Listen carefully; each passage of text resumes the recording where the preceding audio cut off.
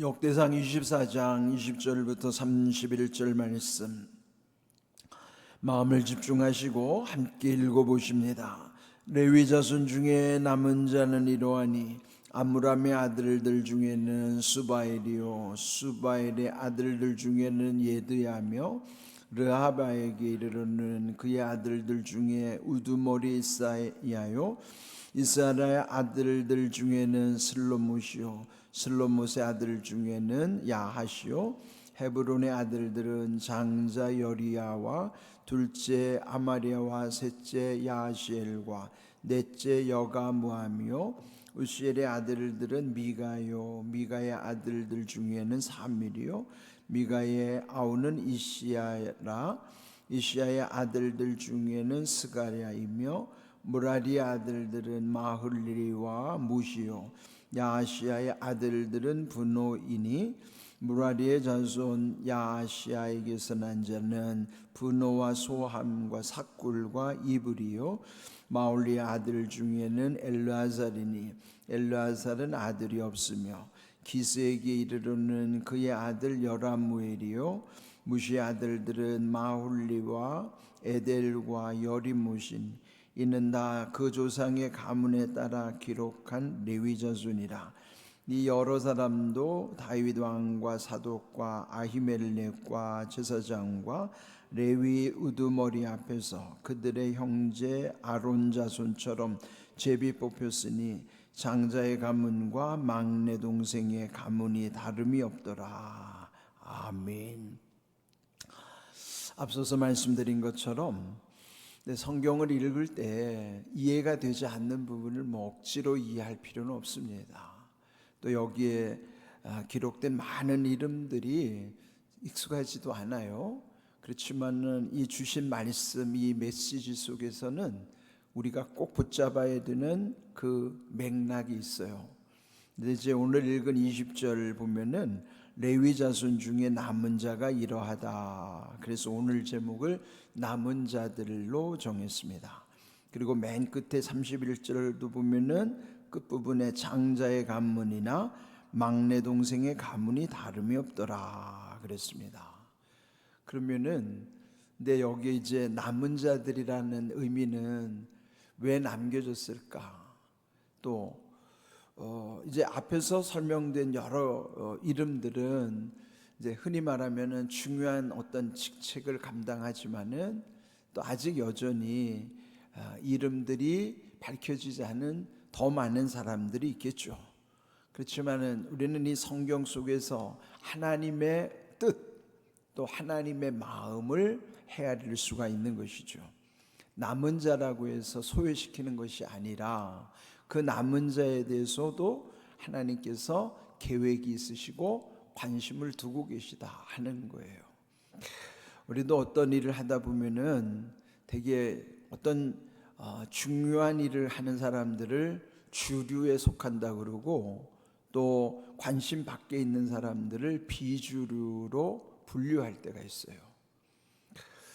또 어떤 강의 흐름을 봐도 우리 한강에 보면 이 한강에 본류가 흘러가지만은 또 이렇게 가운데서 색강으로 갈라지는 지류가 있어요. 그러니까 본류와 또 곁으로 빠져서 흘러가는 지류라고 하는 것도 보면은 어떤 사람이나 어떤 지형에 있어서도 이렇게 뭔가 좀 이렇게 좀 달리 보이는 경우가 있죠. 근데 여기 이제 앞서서 설명한 하나님의 성전을 감당하는 일은 이미 앞에서도 24장 1절에서도 아론 자손의 그 모든 것이 아론 자손들이 맡아서 하는 일이에요. 그래 보면은 또 이제 그 거슬러 올라가면은 처음에 야곱의 12아들이 12지파를 형성하게 되잖아요. 그러면은 그 야곱의 12아들 중에서도 특별히 세 번째 아들, 처음이 르우벤, 둘째가 시므온, 셋째 레위, 넷째 유다 이런 식으로 이어지잖아요. 근데 유다 지파의 가문에서 메시아가 나오지만은 셋째 아들인 레위 지파 그 후손들을 이어서 레위 지파에서 이 성전에 주어진 모든 일들을 수행하게 하시는 거예요. 그리고 레위 지파 중에서도 후대의 아론의 자손들이 제사장을 감당하는 것입니다. 그러니까 성전 안에는 제사장의 역할도 중요하지만은 보이지 않는 아주 허드렛 일도 있어요. 그러나 하나님의 전에서 이루어지는 것은 그 일의 규모에 상관없이 다 소중하다는 것이죠. 그런데 여기서 보면은 이제 여기 아론 중심의 제사장들만이 기록된 게 아니라 여기 오늘 남은 자라 하는 것은 그 아론 자손 이외에도 이제 거슬러 올라가면은 레위의 자손으로부터 그 후대에 더 많은 또 비주류에 속하고 또 강으로 말하면 하나의 지류에 속하고 또 여기 오늘 표현대로 말하면 드러나지 않는 남은 자들, 또 우리가 어떤 연극이나 영화에도 비유하자 보면은 어떤 그 조명을 받는 주연 배우가 있는가 하면 그 옆에서 돕는 조연의 역할이 있고 그저 한 번만 나오는 단역들도 있어요. 그러나 그 작품을 이루려면은 다 있어야 하는 것처럼 하나님의 나라를 이루어가는 데 있어서도 물론 일의 규모는 차이가 있을 수 있어도 어떤 것이 그 중에 빠져도 안 되는 거예요. 다 소중한 그 역할이라 할 수 있는 것이죠. 이제 오늘 읽은 20절 레위 자손 중에 남은 자들 그랬어요.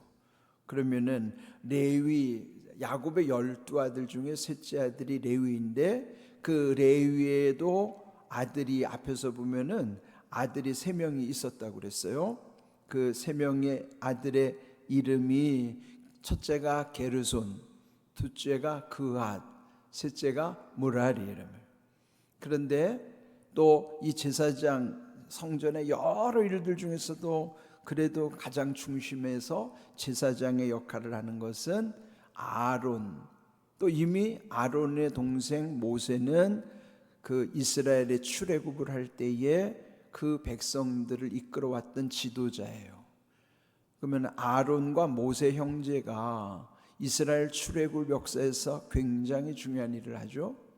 특별히 모세는 선지자의 역할, 아론은 대제사장의 역할, 그렇게 제사장과 선지자의 역할, 다 기름 부어 세우는 역할이죠. 구약에 기름 부어 세우는 세 부류는 왕을 세울 때, 선지자를 세울 때, 제사장을 세울 때. 그런데 아직 왕권 시대가 되기 전에 모세와 아론은 선지자로서 또 제사장으로서의 기름 부음을 받아 이 귀한 일들을 수행해 왔던 것이죠. 그러나 이제 다윗 왕 때는 이제 정착의 시대고, 그리고 이제 다윗은 아직 성전은 지어지지 않았다 하더라도 성전 안에서 일할 사람들을 미리 계획을 세우고 그들을 위해서 이제 이런 모든 일들이 구체적으로 이루어지게 하는 것이죠.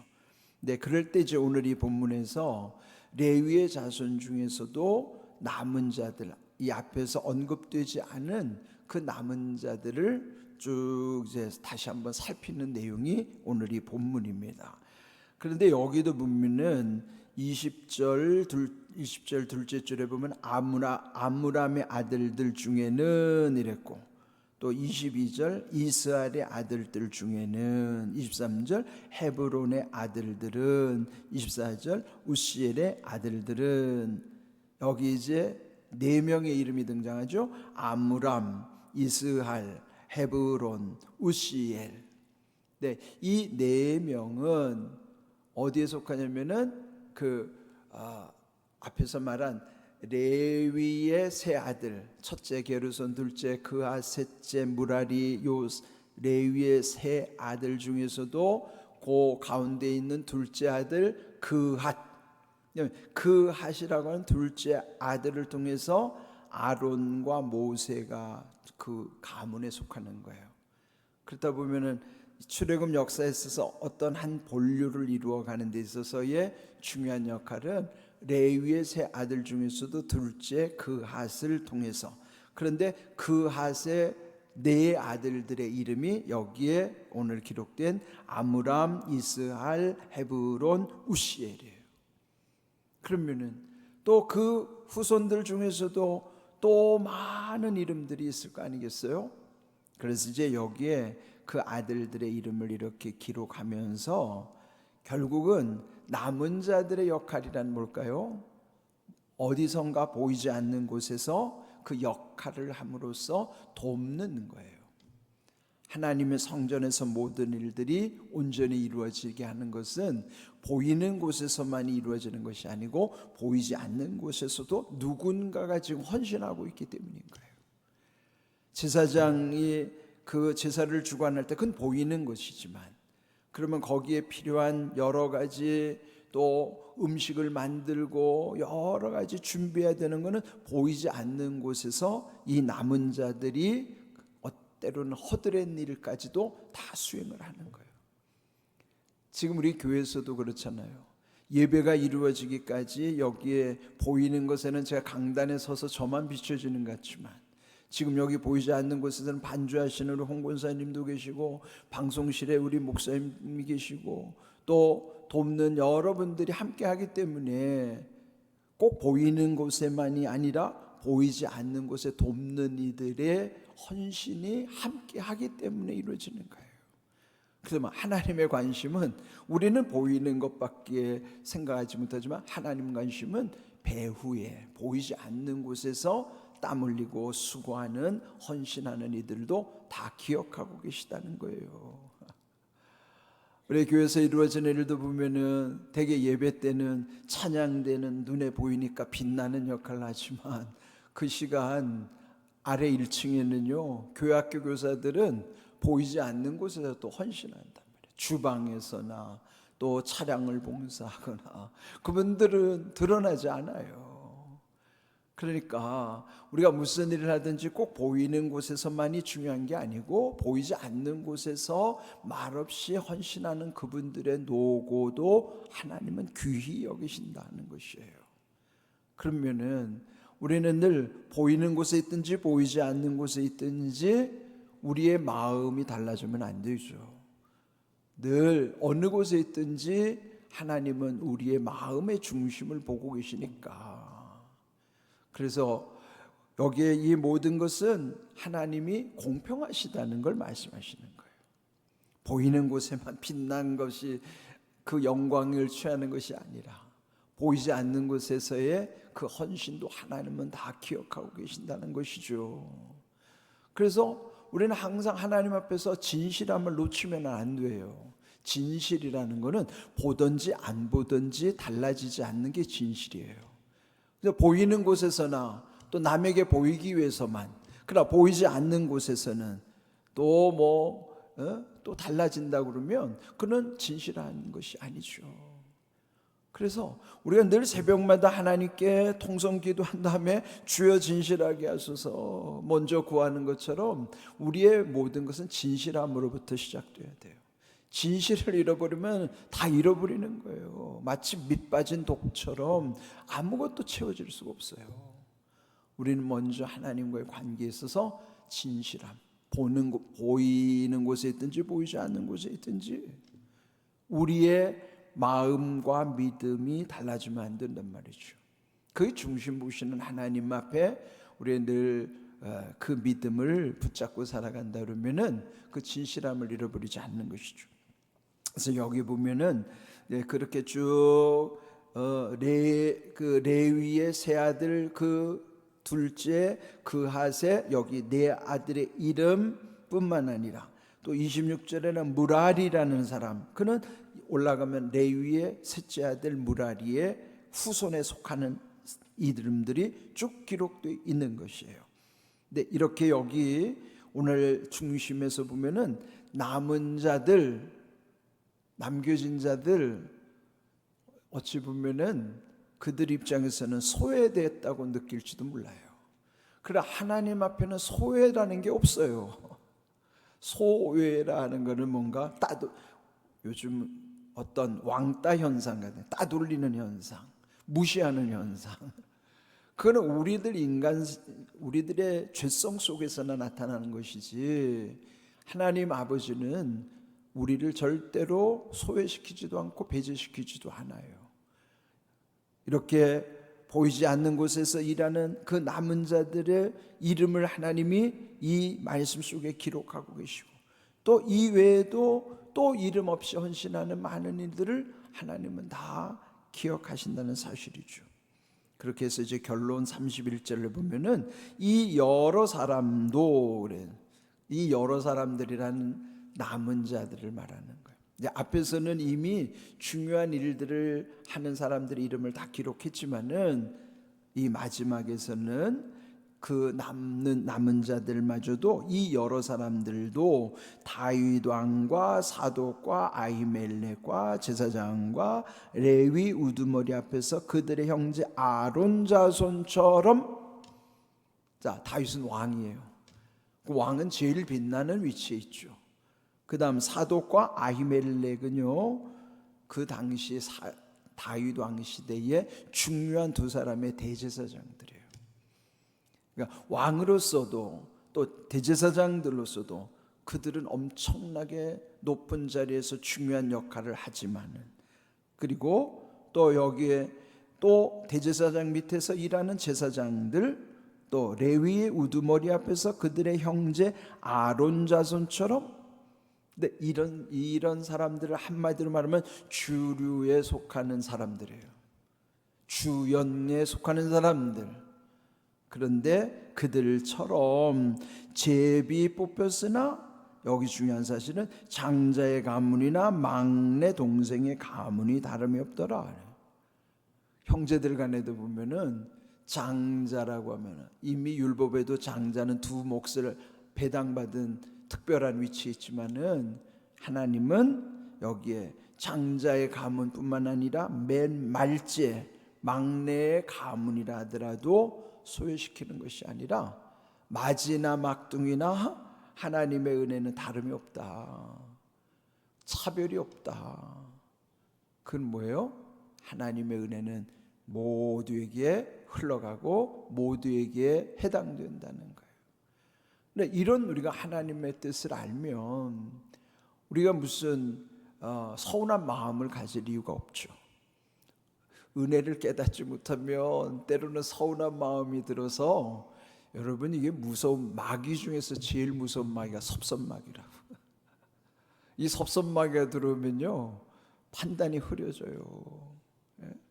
그냥 섭섭해지면은 이제 그때부터는 이 이성이 마비가 돼요. 생각의 기능이 사라져요. 그 섭섭하면은 다 싫은 거예요, 그냥. 그러니까 섭섭마귀가 들어오면요, 이제 막 마음이 막 갈기갈기 찢겨지는 거예요. 여러분들 마음속에 섭섭마귀 들어오지 않도록 조심해야 됩니다. 그럼 어떻게 해야 돼요? 은혜를 놓치지 않으면 됩니다. 은혜를 깨달으면 서운할 게 없어요. 왜? 하나님이 아시면 되지. 여러분, 목회할 때 저도 지금 30년 넘게 목회를 하지만, 제가 이제 지금까지 지내면서 함께 신학교에서 공부했던 친구들이, 앞서간 친구들, 먼저 천국 간 친구들이 우리도 벌써 10명이 넘어요. 왜 그 젊은 나이에 저 친구들은 저렇게 먼저 죽었을까?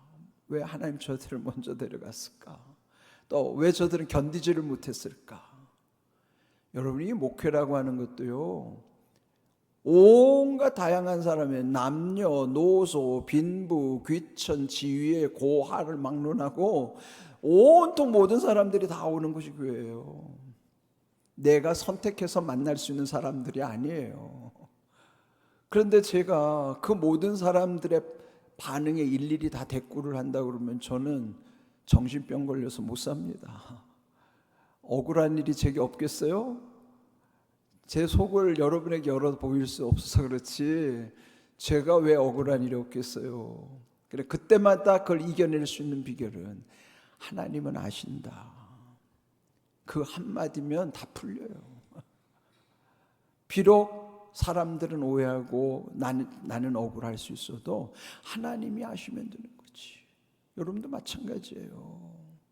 언제나 힘들 때 하나님은 아신다고 생각하면 마음에 서운할 것도 없어요. 우리 오늘 여기 주신 말씀, 하나님의 마음을 헤아리는 것. 그런데 여기 남은 자라고 한 것처럼 성경에 보면 남은 자가 있었어요. 엘리야가 엄청난 일을 하고도 결국은 그 당시 바알과 아세라 그 선지자들을 다 척결했음에도 그때 가장 악한 왕비 이세벨이 그를 죽이려고 쫓아다닐 때에 그가 땅끝까지 도망가 가지고 하나님께 죽기를 간구했었죠. 주님, 나만 남았습니다. 그때 하나님 뭐라 그러세요? 아니다, 아직도 바알에게 무릎 꿇지 않은 7천의 사람을 남겨두었다. 하나님은 남겨두신다고요.